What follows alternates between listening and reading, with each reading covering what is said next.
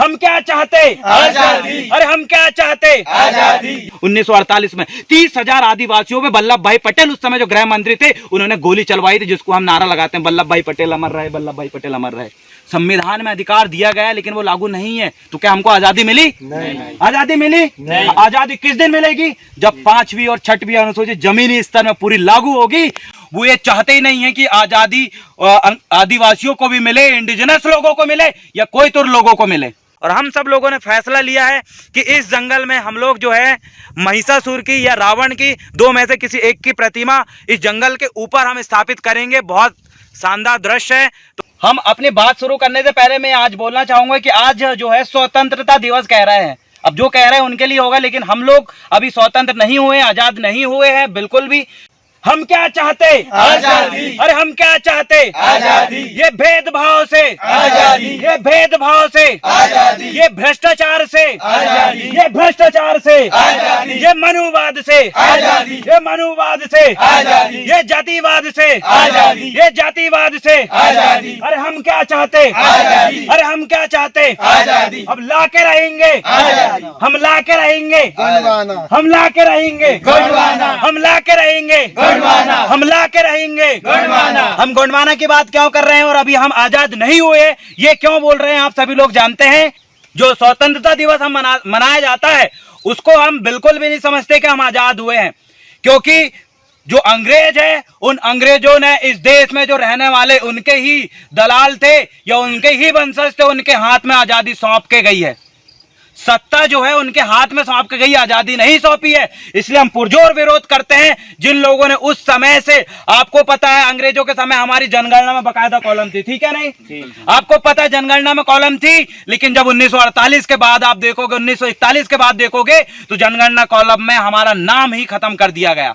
मतलब देश आजादी के उस समय जिन लोगों के हाथ में इन लोगों ने सत्ता सौंप के गए थे अंग्रेजों ने, वो ये चाहते ही नहीं है कि आजादी आदिवासियों को भी मिले, इंडिजिनस लोगों को मिले या कोई तो लोगों को मिले। इसलिए हम बिल्कुल आजाद नहीं हुए। आजाद हम इसलिए नहीं हुए क्योंकि हमको अंग्रेजों के ही समय से ही हमको बहुत सारे विशेष अधिकार मिले थे। आपको बता दूं, भारत का संविधान 1935, कब? 1935 देश का संविधान हम बोलते हैं यार, 26 जनवरी 1950 की बात करते हैं, 15 अगस्त 1948 की बात करते हैं, लेकिन आपको बता दूं भारत, हम लोगों को जो विशेष अधिकार है, बाबा अंबेडकर साहब ने जब संविधान नहीं लिखा था उससे पहले भी हमको विशेष अधिकार अंग्रेजों के द्वारा दिया गया था। आप इस बात को जानते हो या नहीं जानते, बहुत बड़े सोचने का विषय है। हमारे कई ज्यादा साथी को तो पता ही नहीं है, आपको पता होगा, बहुत सारे लोगों को पता ही नहीं है कि सबको ये लगता है कि बाबा अंबेडकर ने जो बनाया उसके बाद ही सब कुछ है, लेकिन उसके पहले भी बहुत कुछ था, उसके बारे में हम नहीं जान पाए, लेकिन हमको जानना पड़ेगा। आप पढ़िएगा भारत का संविधान 1935, आपको पढ़ना पड़ेगा ट्रेजरी रूल्स 1921, आपको पढ़ना पड़ेगा लैंड रेव्यू रूल्स 1972, आपको पढ़ना पड़ेगा CNT एक्ट, छोटा नागपुर टेटेंसी एक्ट, अनुसूची 5वीं और 6वीं अनुसूची। हाँ, इसके बारे में सबको पता है, क्योंकि सब नेता जो वोट मांगने के लिए 5वीं अनुसूची लागू करो, 6वीं अनुसूची लागू करो बोलते हैं, लेकिन कभी भी कोई नेता ने हम लोग युवाओं, आपको पता है 5वीं अनुसूची क्या है? पता है?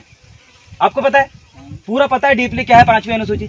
मैं बता दूं, किसी को भी 5वीं अनुसूची के बारे में ढंग से पता नहीं है, जबकि हमारा जो विशेष अधिकार है, जो हमको स्वशासन का जो अधिकार दिया गया है, उसी अनुसूची के अंदर। यहां तक कि आप जो वीडियो देख रहे हैं, शायद ही आप लोगों में से कुछ बुद्धिजीवियों को 5वीं अनुसूची, 6वीं अनुसूची और पेशा कानून का पूरा नॉलेज होगा।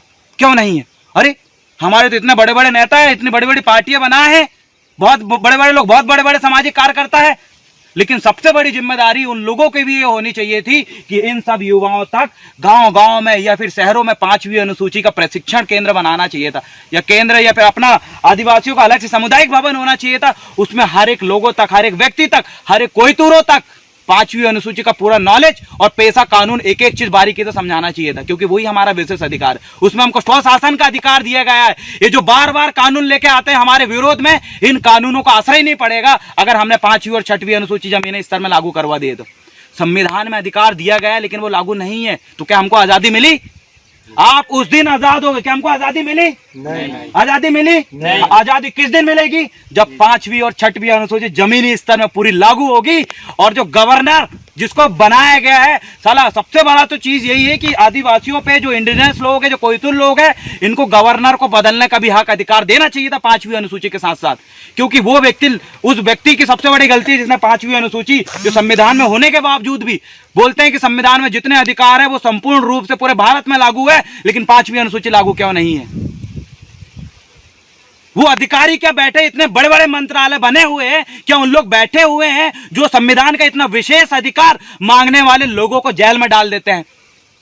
उसी 5वीं अनुसूची का आंदोलन है पत्थलगड़ी आंदोलन, उसी 5वीं अनुसूची के अंतर्गत का आंदोलन है खूंटी आंदोलन।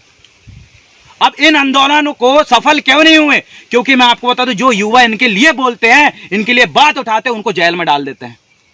आज आप पूरे भारत की जेलों में घूम के देखिए, सबसे ज्यादा हमारे लोग अंदर हैं, क्योंकि हमको आजादी मिली ही नहीं है। आजादी तब मिलेगी जब 5वीं और 6वीं अनुसूची लागू होगी, और जितने भी नेता और विधायक उन तक ये वीडियो पहुंचाओ, या अगर वो इस वीडियो को देख रहे हैं तो आप इस बात को कान खोल के सुन लो, जब तक आप 5वीं और 6वीं अनुसूची क्या है अपने अपने क्षेत्र में, जो भी अनुसूचित क्षेत्र हो, उस क्षेत्र में उन युवाओं को, उन लोगों को जब तक आप प्रशिक्षण नहीं दोगे, तब तक वो लोग नहीं समझ पाएंगे। हमारे लोग उतने उच्च शिक्षा स्तर पर नहीं पहुंचे हैं, और जो लोग पहुंचे उनको समाज से कोई लेना देना ही नहीं है।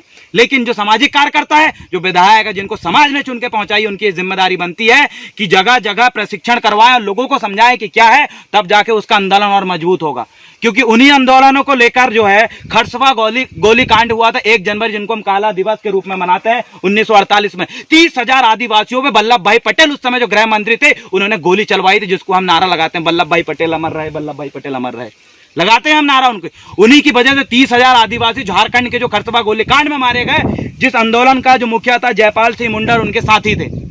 उनकी मांग क्या थी कि देश आजाद हो गया, लेकिन आदिवासियों के गुलाम बनाने के लिए इन्हें बहुत सारे हमारे अधिकार को खत्म कर दिए हैं, और जो लोग सत्ता में बैठे थे वो पूरे आदिवासी विरोधी थे, इंडिजिनस विरोधी थे, हमारे कोयतुर लोगों के विरोधी थे।